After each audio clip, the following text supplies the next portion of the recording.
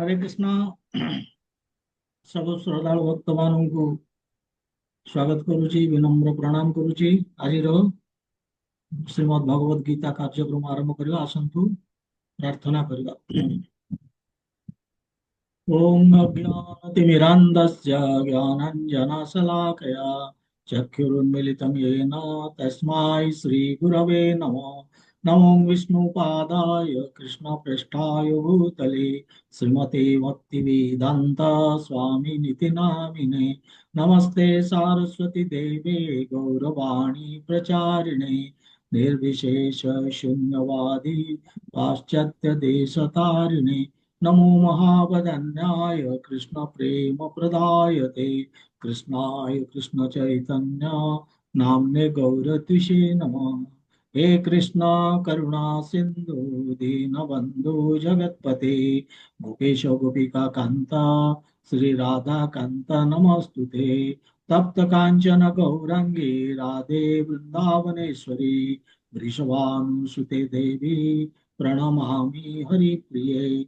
वाञ्छाकल्पतरुभ्यश्च कृपा सिन्धुभ्य एव च पतितानां पावनेभ्यो वैष्णवेभ्यो नमो नमः। जय श्री कृष्ण चैतन्य प्रभु नित्यानंद श्री अद्वैत गदाधर श्रीवासादि गौर भक्त वृंद। हरे कृष्ण कृष्ण कृष्ण हरे हरे, हरे राम राम राम हरे हरे। ओम नमो भगवते वासुदेवाय। ओम नमो भगवते वासुदेवाय। ओम नमो भगवते वासुदेवाय। हरे कृष्णा। आज हरे आम कृष्ण। द्वितीय अध्याय 22 नंबर श्लोक नवा आम 21 पर्यंत कंप्लीट करिचे।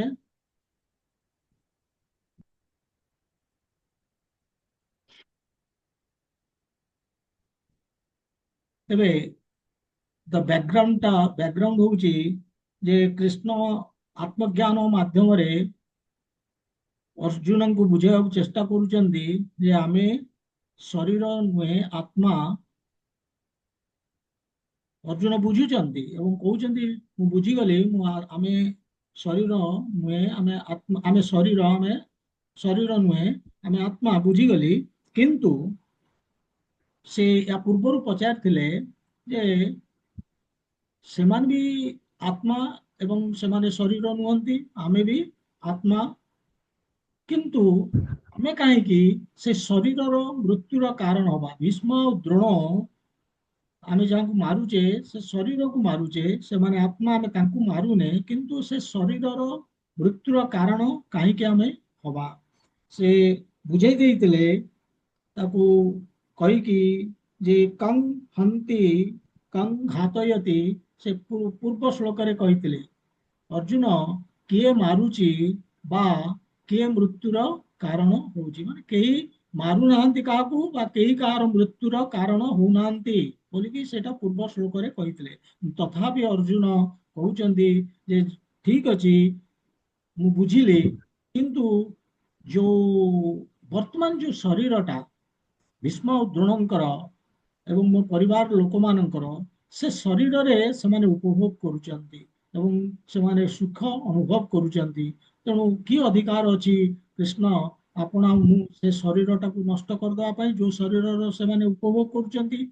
तार उत्तर रे से वर्तमान 22 नंबर श्लोकटी कहबे। जदिओ 16 रु से आरंभ करिसंती जे विभिन्न प्रकार जो आत्मा और जो लक्षण तार कैरेक्टरिस्टिक्स तार माध्यम रे बुझाबू से चेष्टा करूचंती। तेबे ए श्लोक रे कोन कहउचंती आमे देखिबा। ए श्लोकटी एभली वासांसि जीर्णानि यथा विहाय नवानि गृह्णाति नरोपराणि तथा शरीराणि विहाय जीर्णानि अन्यानि संयाति नवानि देहि। तो इस श्लोक रे कौन कहले ଟିକେ ଭାଙ୍ଗି ଭାଙ୍ଗି ଆମେ ବୁଝିବା। ସେ କହୁଛନ୍ତି ଯଥା ନର ଯଥା ନର ନର ଯେମିତି ମଣିଷ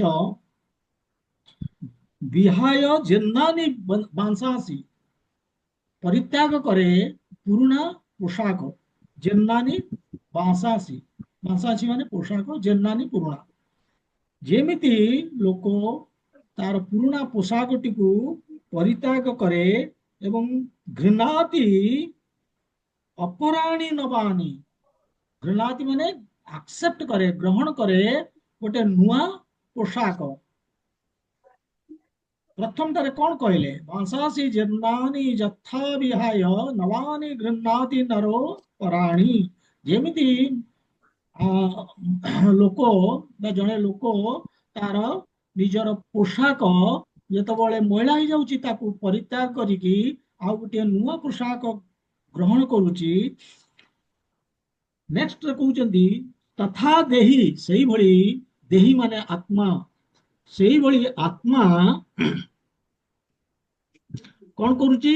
ବିହାୟ ଜୀର୍ଣ୍ଣାନି ଶରୀରାଣୀ, ତ୍ୟାଗ କରୁଛି ଯୋଉ ଶରୀରଟି ପୁରୁଣା ହେଇଗଲାଣି, ଓଲ୍ଡ ହେଇଗଲାଣି, ବୃଦ୍ଧ ହେଇଗଲାଣି ଯୋଉ ଶରୀର, ସେ ଶରୀରଟାକୁ ଯେମିତି ତ୍ୟାଗ କରୁଛି, ସେ ସେମିତି ବୋଲି କହୁଛନ୍ତି। ଯେମିତି ପୋଷାକଟି ଆମେ ପୁରୁଣା ହେଇଗଲେ ତାକୁ ପରିତ୍ୟାଗ କରୁଛେ, ପ୍ରଥମ ଦୁଇ ଲାଇନରେ କହିଲେ ପୋଷାକଟିକୁ ଆମେ ପରିତ୍ୟାଗ କରୁଛେ ଯେତେବେଳେ ପୁରୁଣା ହେଇଯାଉଛି ଏବଂ ନୂଆ ପୋଷାକଟିଏ ଗ୍ରହଣ କରୁଛେ।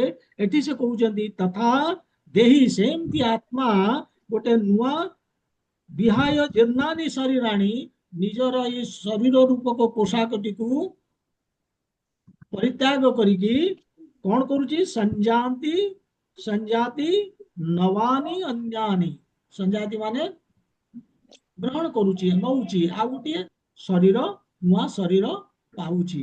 ଏଇ ଜିନିଷ କହୁଛନ୍ତି। ତେବେ ଆମେ ଏହାକୁ ଆଲୋଚନା କରିବା।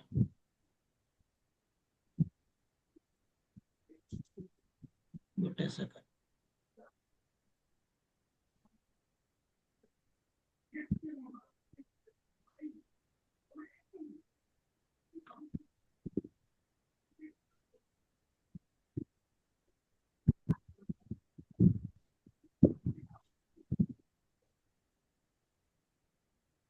ତେବେ ଏଠି ଏକ୍ଜାକ୍ଟଲି ଏ ଶ୍ଲୋକରେ କଣ କହୁଛନ୍ତି? ଶରୀର ପରିବର୍ତ୍ତନ କଥା କହୁଛନ୍ତି।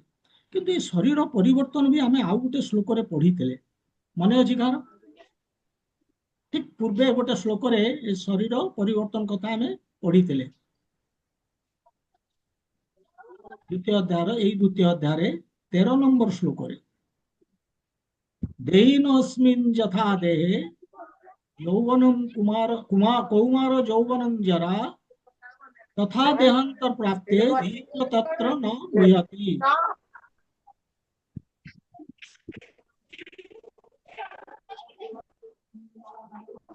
এই তো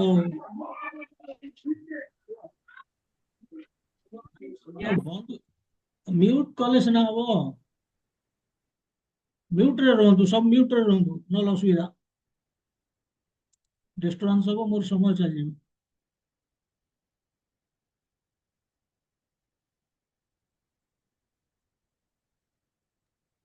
ହୁଁ। ସେଠି କହିଥିଲେ ମଧ୍ୟ ଶରୀର ପରିବର୍ତ୍ତନ କଥା। ଦେଇନସ୍ମିନ୍ ଯଥା ଦେହ, ଯେ ଦେହି ମାନେ ଆତ୍ମା, ଯେମିତି ଶରୀର ଭିତରେ କୁମାର ଯୌବନ ବୃଦ୍ଧ ଏଇ ତିନୋଟି ଅବସ୍ଥା ଦେଖିକି ଫାଇନାଲି କଣ ତଥା ଦେହାନ୍ତ ପ୍ରାପ୍ତେ, ଫାଇନାଲି କଣ ହଉଛି ନା ଶରୀର ସେ ପରିବର୍ତ୍ତନ କରୁଛି ମୃତ୍ୟୁ ବେଳେ। ସେମିତି ଏଠି ମଧ୍ୟ ସେ କହୁଛନ୍ତି ଏ ଶ୍ଲୋକରେ ପୁଣି ଗୋଟେ ନୂଆ ଉଦାହରଣ ଦେଇକି ସେ ବୁଝଉଛନ୍ତି ସେମ୍ କଥା, ସେଇ କଥା ଶରୀର ଆଉ ଆତ୍ମା ଉପରେ। କାହିଁକି ନା ଆମ ଭଳିଆ ଯୋଉ ଅଜ୍ଞାନୀ ଏ ଗୋଟେ ଶ୍ଲୋକରେ ଆମେ ବୁଝିବାନି, ତାକୁ ଆଉ ଟିକେ ଦରକାର, ସେଥିପାଇଁ ସେ ବୁଝଉଛନ୍ତି। ସେ କହୁଛନ୍ତି ଯେ ଶରୀର ହଉଛି ଗୋଟେ ବସ୍ତ୍ର, ପୋଷାକ, ଏବଂ ଏ ପୋଷାକକୁ ପିନ୍ଧିବା ବାଲା ହଉଛି ଆତ୍ମା। ଏ ଶ୍ଲୋକରେ ସେ କହୁଛନ୍ତି ଶରୀର ଏକ ବସ୍ତ୍ର ଏବଂ ଆତ୍ମା ହଉଛି ଏ ପୋଷାକ ପିନ୍ଧିବା ବାଲା। ଯେମିତି ଆମେ ପୋଷାକ ପିନ୍ଧୁଛେ କଣ ପାଇଁ? ଏ ଶରୀରଟିକୁ ଘୋଡେଇବା ପାଇଁ। ସେମିତି ସେ କହୁଛନ୍ତି ଯେ ଆମ ଆତ୍ମାର ଢକ୍କନ ହଉଛି ଏ ଶରୀର। ଯେତେବେଳେ ଆମର ଯୋଉ ପୋଷାକ ପିନ୍ଧୁଛେ ସେ ଯେତେବେଳେ ପୁରୁଣା ହେଇଯାଉଛି, ମଇଳା ହେଇଯାଉଛି, ଛିଣ୍ଡି ଯାଉଛି, ଆମେ କଣ କରୁଛେ? ତାକୁ ଚେଞ୍ଜ କରିଦଉଛେ, ଗୋଟେ ନୂଆ ପୋଷାକ ଆଣୁଛେ। ସେମିତି ଏଠି କହୁଛନ୍ତି ଭଗବାନ, ଯେତେବେଳେ ଶରୀରଟି ପୁରୁଣା ହେଇଯାଉଛି, ଓଲ୍ଡ ହେଇଯାଉଛି ଏବଂ ତାର କୌଣସି ଭ୍ୟାଲ୍ୟୁ ନାହିଁ, ଆବଶ୍ୟକତା ନାହିଁ, କିଛି କାମ କରିପାରୁନି, ଆମେ ସେ ଶରୀରଟିକୁ ତ୍ୟାଗ କରିକି ଆଉ ଗୋଟେ ନୂଆ ଶରୀର ପାଉଛେ। ଶରୀରଟି ସେଇ ପୋଷାକ ଭଳିଆ। କିନ୍ତୁ ସେ ଯୋଉ ଆମେ ଦେଖିଲେ କଣ ନା, ଯୋଉ ପୋଷାକ ପରିବର୍ତ୍ତନ ହଉଛି ଏବଂ ଏଇ ଯୋଉ ଶରୀର ରୂପକ ପୋଷାକ ପରିବର୍ତ୍ତନ ହଉଛି, ଆ ଭିତରେ ଫରକ କଣ, ଡିଫରେନ୍ସ କଣ? ଦୁଇଟି ଡିଫରେନ୍ସ ପାଇବା। କଣ ନା, ଯେତେବେଳେ ଆମର ପୋଷାକ ପରିବର୍ତ୍ତନ ହଉଛି, ଆମେ ଯୋଉ ଘରେ ଅଛେ, ପ୍ରଥମ କଥା ହେଲା ଯେ ଯୋଉ ପୋଷାକଟି ଆମେ ପରିବର୍ତ୍ତନ କରିବା, ସେ ଯେତେବେଳେ ଆମର ଏ କରିବା ପୂର୍ବରୁ ସେ ପୋଷାକଟି ରେଡି ହେଇଯାଇଥିବ। ଆମେ ଏମିତି ନୁହଁ କି ପୋଷାକ ତିଆରି ହେଇନି ଆମେ ପୋଷାକଟାକୁ ପରିତ୍ୟାଗ କରିଦଉଛେ, ନାଇଁ। ଆମେ ପୋଷାକ ପରିତ୍ୟାଗ କରିବା ଯେତେବେଳେ ସେ ନୂଆ ପୋଷାକଟି ତିଆରି ହେଇଯାଇଥିବ। ସେମିତି ଆତ୍ମା ମଧ୍ୟ ଯେତେବେଳେ ଏ ଶରୀର ଛାଡୁଛି, ଏ ଶରୀର ଯେତେବେଳେ ମୃତ୍ୟୁ ହଉଛି, ଆମର ସେତେବେଳକୁ ମଧ୍ୟ ତିଆରି ହେଇଯାଇଛି। ଆମେ ଛାଡିବା ପୂର୍ବରୁ ଆମ ଶରୀର ତିଆରି ହେଇଯାଇଛି। କିନ୍ତୁ ଡିଫରେନ୍ସ ହଉଛି କଣ ନା, ଯୋଉ ପୋଷାକଟି ଆମେ ପରିତ୍ୟାଗ କରୁଛେ ଏବଂ ନୂଆ ପୋଷାକଟେ ପିନ୍ଧୁଛେ, ସେଟା ସେମ୍ ଘରେ ବା ସେମ୍ ଜାଗାରେ। କିନ୍ତୁ ଏଇ ଯୋଉ ଶରୀର ରୂପକ ଯୋଉ ପୋଷାକଟି ଆମେ ଚେଞ୍ଜ କରିବା, ପରିବର୍ତ୍ତନ କରିବା, ଇଏ ସେମ୍ ଘରେ ନୁହେଁ କି ସେମ୍ ଜାଗାରେ ନୁହେଁ, ଆମେ ଜାଣିନେ କୋଉଠି ହବ। ଇଏ ଜଳ, ସ୍ଥଳ, ଆକାଶ କୋଉଠି ବି ହେଇପାରେ ଏ ଶରୀର। ତେଣୁ ଇଏ ହେଲା ପ୍ରଥମ ଡିଫରେନ୍ସ। ସେକେଣ୍ଡ ଡିଫରେନ୍ସ ହଉଛି ଯେ ଯୋଉ ଯେତେବେଳେ ଆମେ ଯୋଉ ଯେତେବେଳେ ନୂଆ ପୋଷାକଟିଏ ପାଉଛେ, ଆମେ ତା ପାଇଁ କଣ ନିଜ ଚଏସ୍ ରଖିଛେ? ତାର ଡିଜାଇନ କେମିତି ହବ, ତାର ଫିଟିଂ କେମିତି ହବ, ତାର କଲର କଣ ହବ, ଆମ ନିଜ ଚଏସ୍ ଅନୁସାରେ ହଉଛି। କିନ୍ତୁ ଯେତେବେଳେ ଶରୀର ରୂପକ ପୋଷାକଟି ଆମେ ପରିବର୍ତ୍ତନ କରୁଛେ, ସେଥିରେ ଆମର ଚଏସ୍ ରହୁନି। ଆମେ ଜାଣିନେ ଆମେ କଣ କି ପ୍ରକାରର ଏ ଶରୀରଟେ ପାଇବା। ମୁଁ ଯେମିତି କହିଲି, ଜଳସ୍ଥଳ ଆକାଶ, ପକ୍ଷୀ କି ପଶୁ କି ଜଳଚର ପ୍ରାଣୀ କି ଗୋଡ ନଥିବା ଜନ୍ତୁ, ଆମେ କଣଟେ ଶରୀର ପାଇବା ଆମେ ଜାଣିନେ। ଇଏ ଡିପେଣ୍ଡ କରିବ କାହା ଉପରେ? ଆମର କର୍ମ ଏବଂ କର୍ମଜନିତ କର୍ମ ବାସନା ବା ଆମର ଯୋଉ କର୍ମ ଆଧାରିତ ଇଚ୍ଛା, ତା ଉପରେ ନିର୍ଭର କରିବ ଆମର ଏ ଶରୀର, କେମିତିଆ ଶରୀର ଆମେ ପାଇବା। ତେବେ ଦେଖ, ଇଏ ଗୋଟେ ଅଛି ଆମର ଆମର ଶ୍ଵେତ ଶ୍ୱେତର ଉପନିଷଦ, ଆଉ ଗୋଟେ ହଉଛି ମୁଣ୍ଡକା ଉପନିଷଦ। ସେ ଦୁଇଟି ଉପନିଷଦରେ ଏଇ କଣ୍ଟେକ୍ସଟରେ, ଏଇ ଯୋଉ ଆମେ ଶରୀର ପରିବର୍ତ୍ତନ କରୁଛେ, ଏଇ କଣ୍ଟେକ୍ସଟରେ କେମିତି ଆମେ କରୁଛେ, ସେ ଗୋଟେ ତାର ଗୋଟେ ଆନାଲୋଜି ଦିଆହେଇଛି। ଏକ୍ଜାକ୍ଟଲି, ମାନେ ଆନାଲୋଜି ବୋଲେ ଗୋଟେ ତୁଳନାତ୍ମକ ଗୋଟେ ଉଦାହରଣ ଗୋଟେ ଦିଆହେଇଛି। ପ୍ୟାରାଲାଲ କନସେପ୍ଟ କଣ ନା, ଆତ୍ମା ଏବଂ ପରମାତ୍ମା, ଏଇ ଦୁଇ ଜଣ ହଉଛନ୍ତି ଦୁଇଟି ପକ୍ଷୀ, ଗୋଟିଏ ଗଛରେ ବସିଛନ୍ତି। ଜଣେ ଗୋଟେ ପକ୍ଷୀ କଣ କରୁଛି ନା, ଯୋଉ ଗଛର ଯୋଉ ଫଳ ତାକୁ ଖାଉଛି। ଆଉ ଜଣେ କଣ କରୁଛି ନା, ସେ ଅନ୍ୟ ପକ୍ଷୀକୁ ଖାଲି ଦେଖୁଛି। ଯୋଉ ପକ୍ଷୀଟି ଫଳ ଖାଉଛି ସେ ହଉଛନ୍ତି ଅର୍ଜୁନ ବା ଆମେ, ଆଉ ଯୋଉ ପକ୍ଷୀଟି ଦେଖୁଛି ସେ ହଉଛନ୍ତି ପରମାତ୍ମା। ଏ ଦୁଇଟି ଯାକ, ଏ ଆତ୍ମା ଆଉ ପରମାତ୍ମା, ଏ ଦୁଇଟି ପକ୍ଷୀ ଯୋଉ ଗୋଟେ ଟ୍ରିରେ ବସିକି ଜଣେ ଖାଉଛି ଆଉ ଜଣେ ଦେଖୁଛି, ଏମାନଙ୍କର ନେଚର ସମାନ, ପ୍ରକୃତି ସମାନ ଏମାନଙ୍କର। କାହିଁକି ନା ଦି ଜଣ ଯାକ ହଉଛନ୍ତି ସ୍ପିରିଟ ସୋ, ଚିତ୍କଣ। କିନ୍ତୁ ଜଣେ ଫଳ ଖାଇ ଆନନ୍ଦ ଉପଭୋଗ କରୁଛି, ଆଉ ଜଣେ ଖାଲି ଦେଖୁଛି।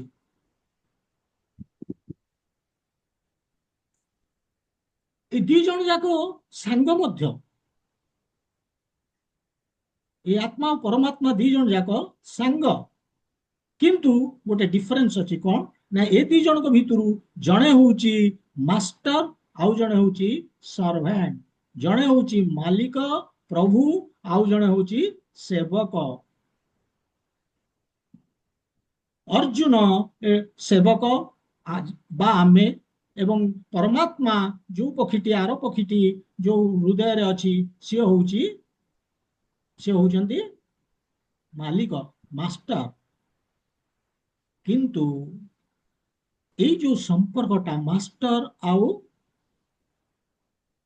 ସର୍ଭେଣ୍ଟ, ଏଇ ଯୋଉ ସମ୍ପର୍କଟା ଭଗବାନଙ୍କର ଆଉ ଆମର, ଏଇଟା ଅର୍ଜୁନ ଭୁଲି ଯାଇଛନ୍ତି, ଆମେ ମଧ୍ୟ ଭୁଲି ଯାଇଛେ। ଏଇ କାରଣରୁ ଏଇ କାରଣରୁ ଗୋଟେ ସେକେଣ୍ଡ ଟିକେ ମ୍ୟୁଟ କରିଦିଅନ୍ତୁ।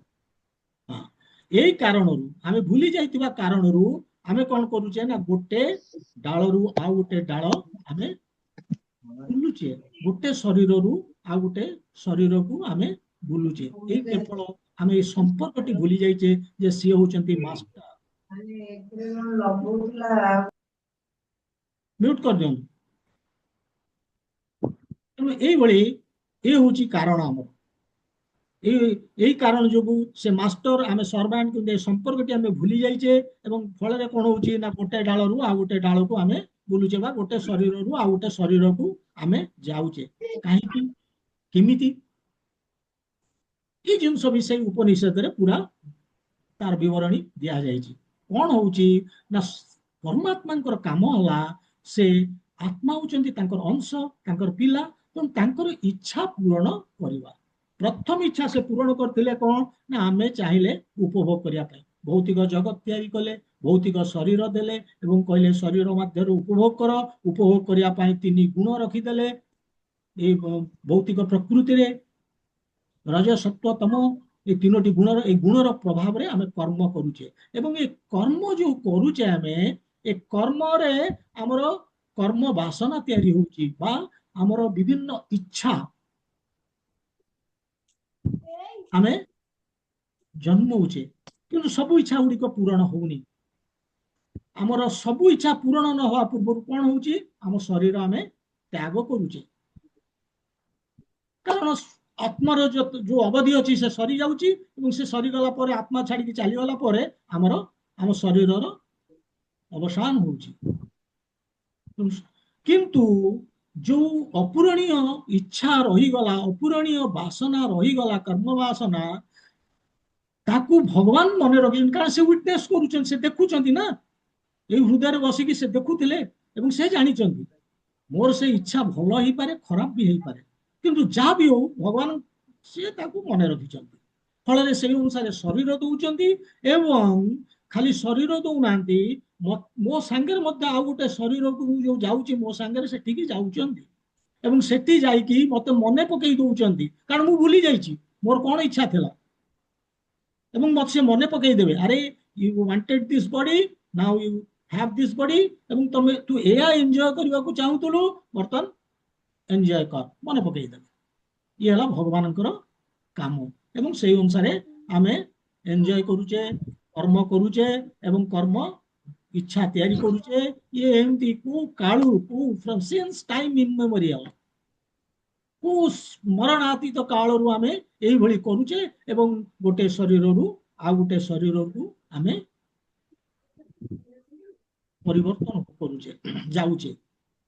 ଏଥିରୁ ବାହାରିବା କେମିତି, ତାର ମଧ୍ୟ ସଲ୍ୟୁସନ ଭଗବତ ଗୀତାରେ ରହିଛି। କଣ?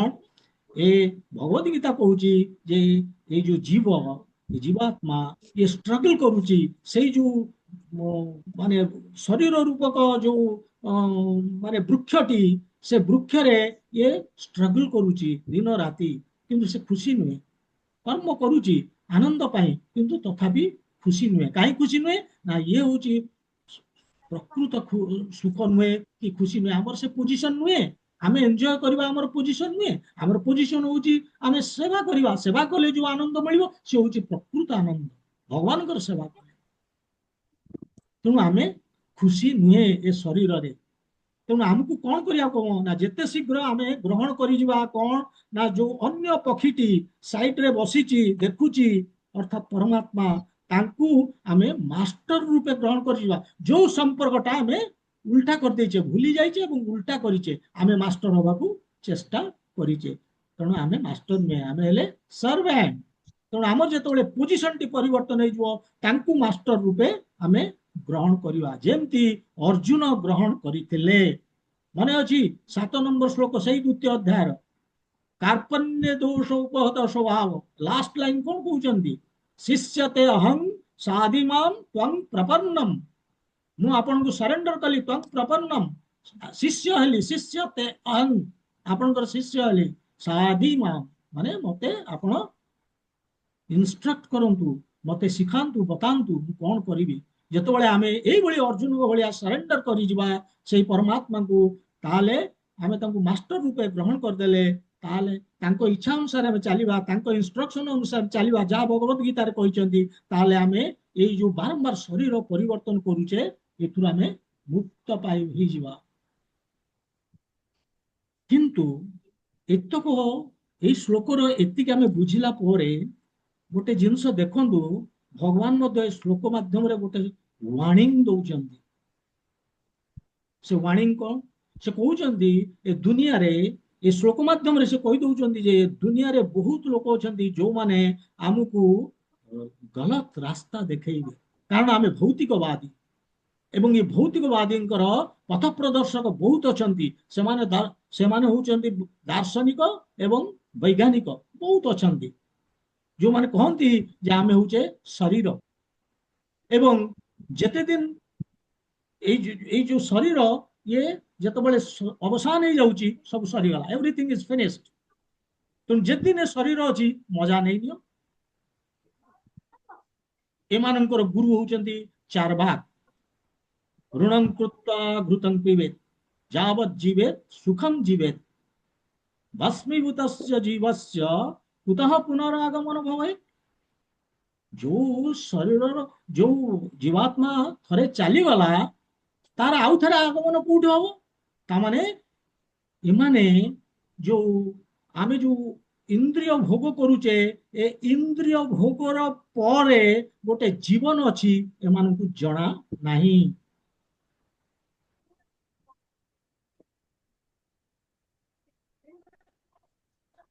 काहकु एई जो भौतिकवादी ए जेमती चार बाक कथा कहली मान कहउचंती वी आर द बॉडी आमे होचे शरीर आमे आत्मा नुहे।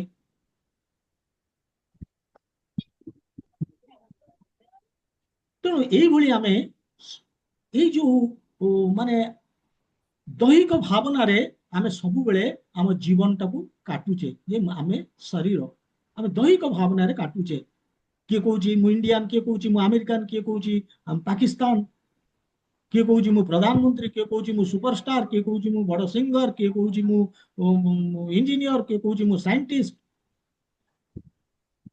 एई जो भावना एई होउची रेस्पॉन्सिबल फॉर अनदर बात आउ गोटे जन्म नवार कारण यही बनी जाउची दैहिक भावना।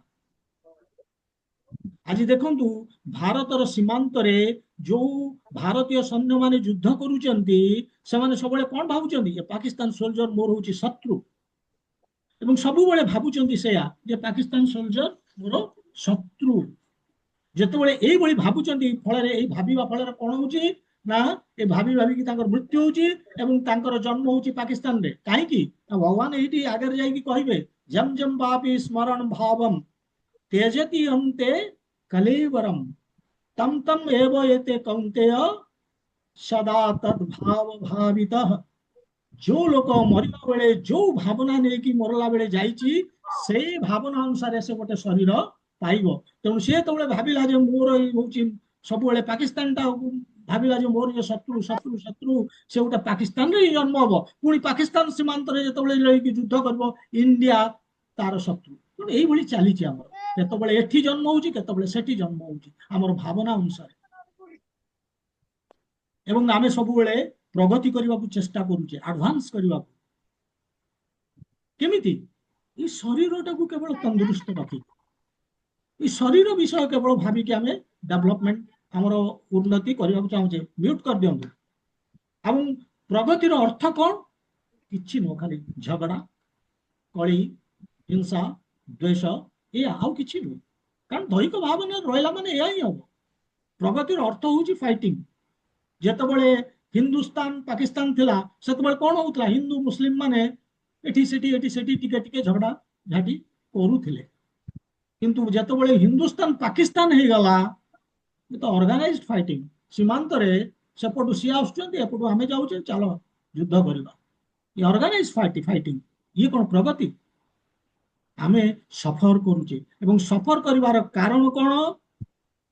ଆମର ଆଧ୍ୟାତ୍ମିକ ଜ୍ଞାନର ଅଭାବ। ଏବଂ ଆଧ୍ୟାତ୍ମିକ ଜ୍ଞାନର ମୂଳ ମନ୍ତ୍ର କଣ ହେଲା? ଆମେ ଜାଣିବା ନିଜେ କିଏ ଆମେ। ଅହଂ ବ୍ରହ୍ମାସ୍ମି, ଅହଂ ବ୍ରହ୍ମାସ୍ମି। ଏଇ ପଏଣ୍ଟ କୁ ଆସିବା ପାଇଁ କୃଷ୍ଣ କହୁଛନ୍ତି ବାଂଶାସି ଜନ୍ନାନି। ଏଇ ପଏଣ୍ଟ କୁ ଆସିବା ପାଇଁ ଅହଂ ବ୍ରହ୍ମସ୍ମି, ଆମେ ଶରୀର ନୁହେଁ, ଆମେ ଆତ୍ମା। ତେଣୁ ସେ କହୁଛନ୍ତି ଆମେ ଗୋଟେ, ଏଇ ଯୋଉ ଶରୀର ଗୋଟେ ପୋଷାକ ଭଳିଆ, ଏବଂ ଏ ପୋଷାକକୁ ଏଇ ଆତ୍ମା ପିନ୍ଧିଛି।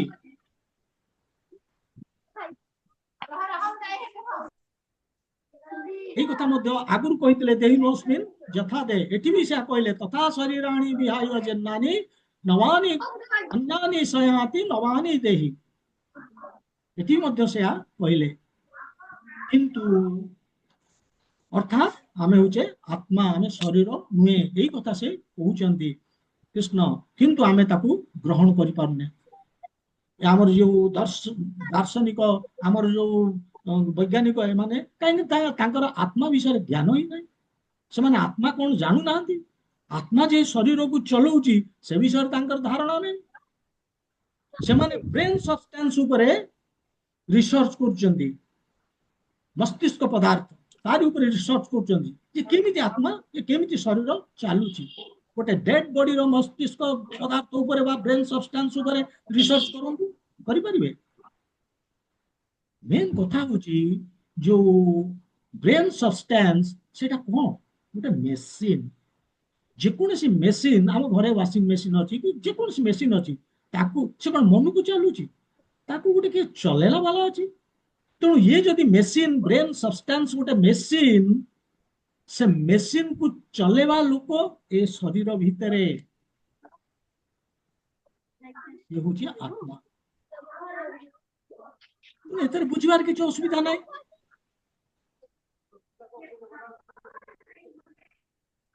ମେନ୍ ଜିନିଷ ହଉଛି ଯେ ଦୁନିଆରେ ଆମେ ଆମେ ହେଲେ ଚେତନାତ୍ମା, ଏବଂ ଏ ଚେତନାତ୍ମକୁ ଛାଡିଦେଲେ ଆମ ଚାରିକଡ଼ରେ ଆମେ ଯାହା ଦେଖୁଛେ ସେ ହଉଛି ଜଳ ପଦାର୍ଥ, ମ୍ୟାଟର। ଆଉ ଯାହା ଦେଖୁଛେ ସେ ହଉଛି ମ୍ୟାଟର।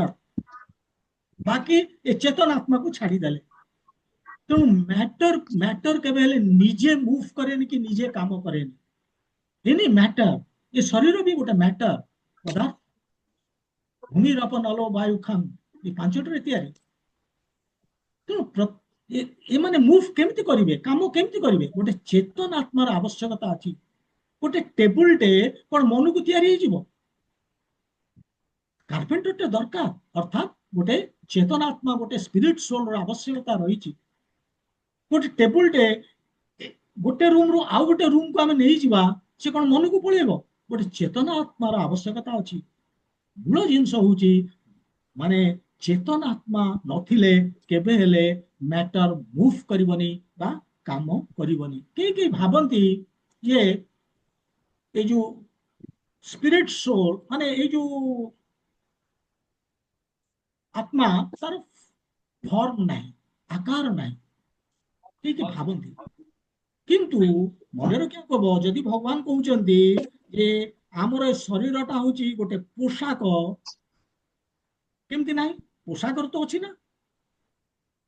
ପୋଷାକର, ମୋ ଶରୀର ଅନୁସାରେ, ଯଦି ପୋଷାକର ମୋ ସାର୍ଟର ହାତ ଅଛି, ମୋ ପ୍ୟାଣ୍ଟର ଗୋଡ ଅଛି, କୋଉ ଅନୁସାରେ ଅଛି? ମୋ ଶରୀର ଅନୁସାରେ।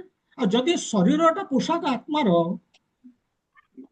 ନିଶ୍ଚିତ ଭାବରେ ଆତ୍ମା ଫର୍ମ ଅଛି ବୋଲିକି ଏ ହାତର ଫର୍ମ ଅଛି। ଇଏ ହଉଛି ଲଜିକାଲ କନକ୍ଲୁଜନ। ଏଥିରେ ବୁଝିବାର ଅସୁବିଧା କଣ ଅଛି? ତଥାପି କୃଷ୍ଣ ତାକୁ ଆମକୁ ଆର୍ଗୁମେଣ୍ଟ କରିବାର ନାହିଁ। କୃଷ୍ଣଙ୍କ କଥାକୁ ଆମକୁ ଗ୍ରହଣ କରିବାକୁ ପଡିବ। ଯେ ଏ ଯୋଉ ଭିତରେ ଯିଏ ଅଛି ସେ ହଉଛି ପର୍ସନ, ତାରି ଅନୁସାରେ ଏ ଶରୀର। କିନ୍ତୁ ଏଇ ଆତ୍ମା ସବୁ କିଛି, କିନ୍ତୁ ମୁଁ କଣ ଭାବୁଛି, I am this dress coat, ମୁଁ ଏହା ହିଁ ଭାବୁଛି। ଇଏ ହଉଛି ମୋର ଅଜ୍ଞାନତା। ତେବେ ଯାହା ହଉ, ଏତେ ଜିନିଷ ଆମେ ଜାଣିଲେ, ବେଳେ ବେଳେ ମାନବ ମାନବ ସେବା କଥା ବି ଆସେ। ମାନବ ସେବା ମାନେ ଭାବନ୍ତି ମାନବ ସେବା ହଉଛି ମାଧବ ସେବା, ଏବଂ ମାନବ ସେବାର ଅର୍ଥ କଣ ଭାବୁଛନ୍ତି? ଏଇ ଯୋଉ ପୋଷାକ ଟାକୁ ସଫା କରିଦେବା। ଯଦି ଆମେ ଯଦି ଭୋକିଲା, ଆମର ଯଦି କୋଟ ଟାକୁ ସଫା କରିଦେଲେ ଆମ ଭୋକ ମେଣ୍ଟିଯିବ କି? ମୋର ପୋଷାକ ଟାକୁ ସଫା କରିଦେଲେ ଭୋକ ମେଣ୍ଟିଯିବ କି? ସେମିତି ଯଦି ଆମମାନେ ସଫର କରୁଛେ, କଣ ପାଇଁ କରୁଛେ? ଆଧ୍ୟାତ୍ମିକ ଜ୍ଞାନର ଅଭାବରୁ। ତାହେଲେ ସ୍ପିରିଚୁଆଲି ହଙ୍ଗ୍ରି ଆମେ, ଆମର ସେ ଭୋକ ମେଣ୍ଟିବ କେମିତି? ଏଇ ଏଇ ଯୋଉ ଭାଇ ୱାସିଂ ବାସାସି ଯେନ୍ନାନି, ଏଇ କେବଳ ଏଇ ଯୋଉ ଶରୀରଟା ଯୋଉ ପୁରୁଣା ହେଇଗଲାଣି, ମୁଁ ତାକୁ ସଫା କରିଦେଲେ ହବନି। ମୁଁ ଯଦି ତାକୁ ଫୁଡ ଦେଇଦେଲି ବା ମୁଁ ତାକୁ କିଛି ଡ୍ରେସ ଦେଇଦେଲି, ସେଥିରେ ହବନି। କୋଉ କାରଣରୁ ସେ ସଫର କରୁଛି, ତାକୁ ସେ କାରଣରୁ ଉଦ୍ଧାର କରିବାକୁ ପଡିବ। ତେଣୁ ତାକୁ ଭଗବାନଙ୍କ ସାଙ୍ଗରେ ଯୋଡିବାକୁ ପଡିବ। ତାହାର ଏଇ ଯୋଉ କର୍ମ ଯୋଗୁ ସେ ସଫର କରୁଛି, ସେ କେମିତି ସେ କର୍ମରୁ ବାହାରିବ ଏବଂ ସେ ଶରୀରରୁ ବାହାରିବ, ସଫରିଂ ତାର କମିଯିବ, ଆଉ ରହିବନି। ସେଥିପାଇଁ ତାକୁ ଭଗବାନଙ୍କ ସାଙ୍ଗରେ ଯୋଡିବାକୁ ପଡିବ। ଏ ଶ୍ଲୋକ ମାଧ୍ୟମରେ ଭଗବାନ ଇନଡାଇରେକ୍ଟଲି ସେଇଭଳିଆ କହିଦେଇକି ଯାଉଛନ୍ତି। ତେବେ ଆମେ ଏତେ ଯୋଉ ଡିସ୍କସନ କଲେ, କଣ ଏଇଟା କେମିତି ଯେ ଅର୍ଜୁନଙ୍କର ଯୋଉ ଆର୍ଗୁମେଣ୍ଟ ଯେ କରେଣ୍ଟ ବଡିରେ ସେମାନେ, ଓହୋ, ଆରେ କଣ ହଉଛି କଣ, ଗୋଟେ ସେକେଣ୍ଡ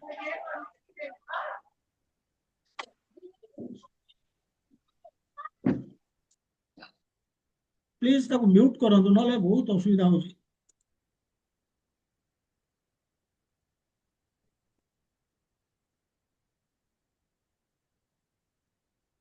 ଅର୍ଜୁନ ଯୋଉ କହୁଛନ୍ତି ଯେ ଭୀଷ୍ମ ଦ୍ରୋଣ କରେଣ୍ଟ ବଡିରେ ସେ ଯୋଉ ଆନନ୍ଦ ପାଉଛନ୍ତି, ସୁଖ ପାଉଛନ୍ତି, ସେଥିରୁ କାହିଁ ତାକୁ ଆମେ ବଞ୍ଚିତ କରିବା ମାରିକି?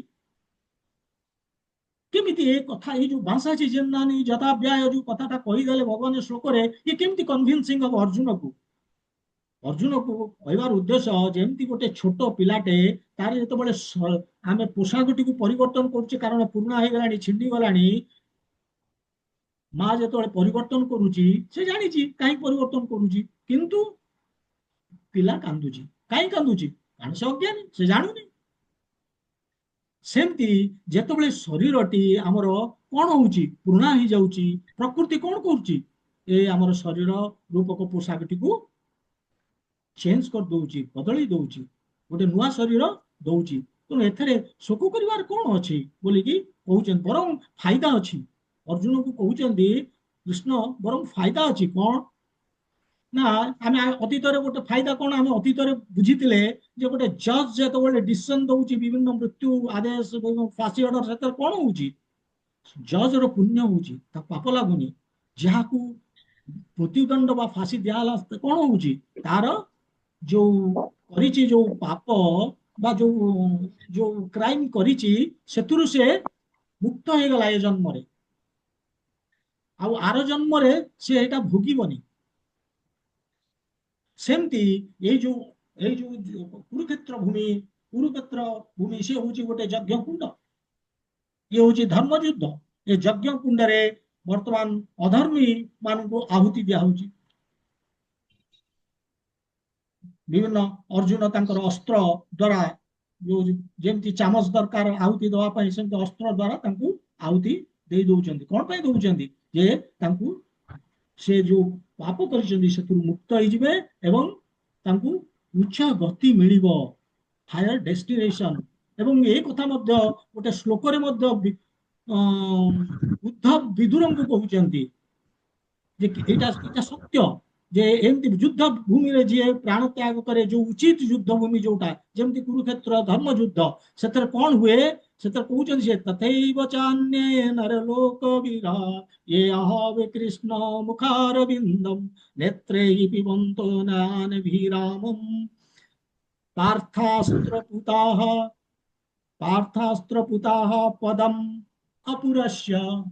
मोस्ट इंपोर्टांट से कहते तथैव चान्य लोक वीरा, एठी जेते लोक थिले ए युद्ध भूमि रे, कोठी कुरुक्षेत्र भूमि रे, ये आहावे ए कुरुक्षेत्र भूमि रे कृष्ण मुखारविंदम, कृष्णଙ୍କର ସେଇ मुख अरविंद माने मुख रूपक जो ମାନେ ପଦ୍ମ ରୂପକ ଯୋଉ ମୁଖଟିକୁ ଦେଖୁଥିଲେ, ନେତ୍ରେ ପିବନ୍ତ ନୟାନି ଭରା, ମାନେ ଯୋଉ ଆଖିରେ ଦେଖୁଥିଲେ ସେ ତାଙ୍କର ଆଖି ଖୁସି ହେଇଯାଉଥିଲା, ଆନନ୍ଦିତ ହେଇଯାଉଥିଲେ।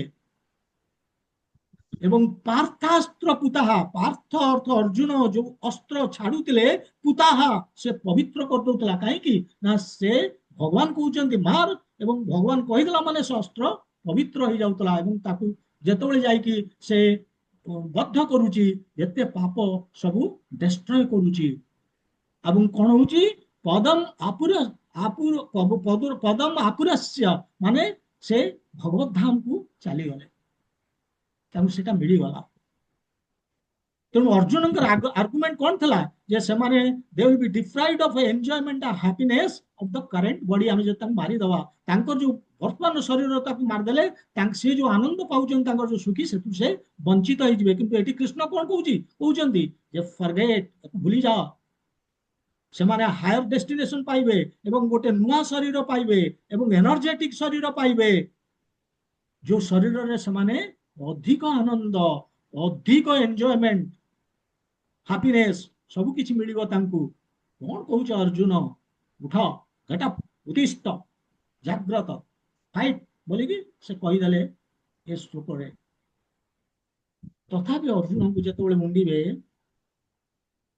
ଦେଖିବେ ଅର୍ଜୁନ ଡିସାଟିସ୍ଫାଏ। କୃଷ୍ଣ ଦେଖୁଛନ୍ତି, କୃଷ୍ଣ ସେଥିପାଇଁ କହିବେ ବ୍ୟସ୍ତ ହୁଅ ନା, ମୁଁ ଜାଣିଲେଣି, ଆହୁରି ଦରକାର କନଭିନ୍ସ କରିବାକୁ ଅଛି, ଆହୁରି ଶ୍ଲୋକ ମୋ ପାଖରେ ଅଛି।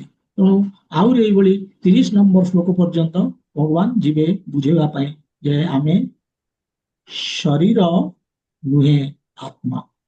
ହରେ କୃଷ୍ଣ, ଆଜି ସମୟ ହେଇଯାଇଛି, ଆମେ ଏଇଠି ବିରାମ ନବା। ग्रंथराज श्रीमद् भगवद गीता की जय, श्रीला प्रभुपाद की जय, गौर भक्त वृंद की जय। हरे कृष्ण।